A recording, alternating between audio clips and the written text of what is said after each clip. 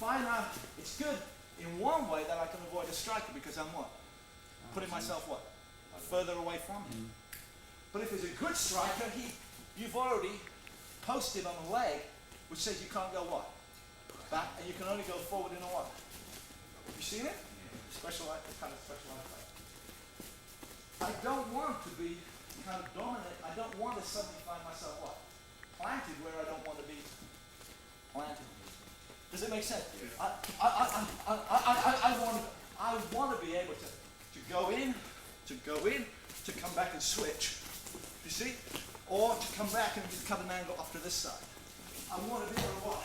Run in. He comes back, I want to be able to run back. He comes in, I want to be able to chunk. I want to be able to go around those legs. Right. If I square up like that, if when I do it, it means that because he can cut angles on me, not big angles, but small angles. It means if he cuts an angle, even a small angle, if he shoots, I'm a bit slow, he brings the right leg over, I'm not out of position because this leg is too square. If this leg is here and he cuts an angle on me, it's easy for me to what? Turn out. If he, for whatever reason, he decides to shoot to this side, he come in, and I can now face that direction with a less adjustment than if I was what? Stuck like that. That's like I'm a train on a one line track. Yeah. And it's hard to line that up to a guy with two legs. Where I've got to shoot between the leg, outside the leg on either side.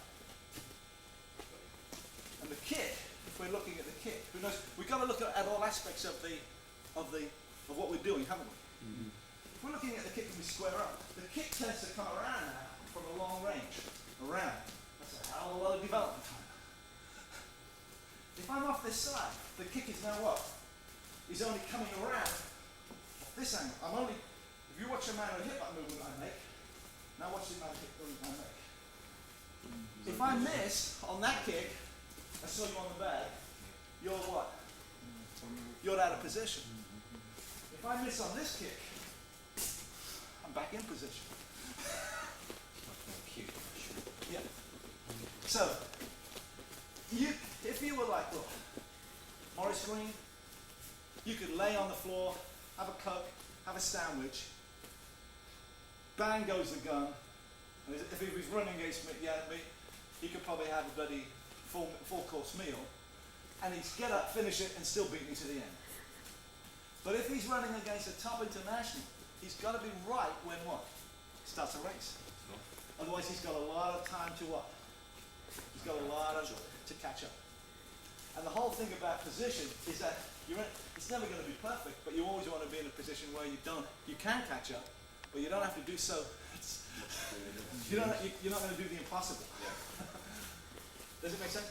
When you stand as well, always have the feeling that your body's a little bit concave.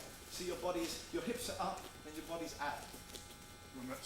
Yeah, now if I said to you, try to do it, who taught you? That's Steve Morris. It's a little bit like, look, if I stand like this and I have to go from here to there, that's that much distance I'm telling that guy what? I have to move. If I'm already here, I don't have to move what? That's fine. Guys get hooked up on how much power they can what? How much they can displace the back. But the reality is, I don't want to knock Bernie back into the dressing room. I want to cut him, I want to just clip him to what? Knock him out. So I haven't got very far to go. But if you face up to a bag and you start to look at any equipment, or you don't face it right, you tend to feel what? Oh, I must get my right back, I must unload my biggest shot, because that tells everybody in this room I'm a what? Great fighter. Big power. Yeah. You put him in the ring, he misses, he goes sprawling across the floor. You got to keep your punches short, you've got to keep them on target, you've got to keep them accurate and all this, and you've got to keep them timed. My timing's greatly enhanced, if he moves, crack, crack, I'm already what? I've got to have tremendous timing and accuracy from here to that hit him. Without him hitting me back. And if he's coming in at me and I want to grab hold of him, I've got to go from there to there. If I'm here already and he comes in on me, I'm already there. I'm already on him. I'm already on the mats. You see it? Yeah, it's shortcutting everything. Yeah, and this isn't like me sitting down there going, a 1 + 1 equals 2. This is me going, doof, doof, doof, doof, that's wrong. Bang, bang, oh, ow, that's wrong. Do you understand? It's not something I've invented. No. But you see examples of it occasionally in boxing, you see occasionally in Muay Thai, and they reinforce your research. So your stance has to be hips away. Because if Bernie comes to me, my hips are forward, and he's shot me, he's got the hips. He can now lift me up easier. He can get underneath me and lift me than if my hips are what? Down, yeah. If my hips are what? Back. Yeah. If he's coming into me, I'm like this, and he suddenly disappears for what? And now I'm up like this. Who am I looking at? But if he comes into me, you see, because I'm what? Adjusting my head to the level. If a dog's biting you on the ankle, you don't go, do you? You get it? So your head has got to be ready. My head's already what? To say I can go forward. It's already to say I can go back without what? Sacrificing my position. So he comes at me. Now I've sacrificed what? My position. Because I put my head back, which has brought what? My hips forward. So you've got to feel the one way I'm going to see all in his hands, his feet, is I hold my head in a position.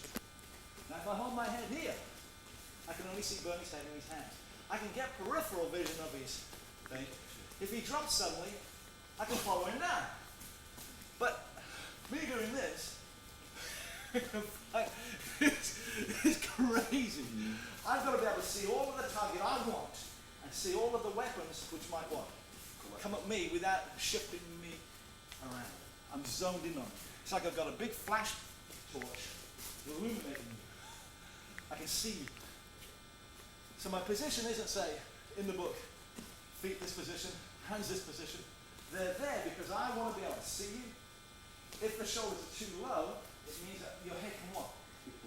And your jaw can be what?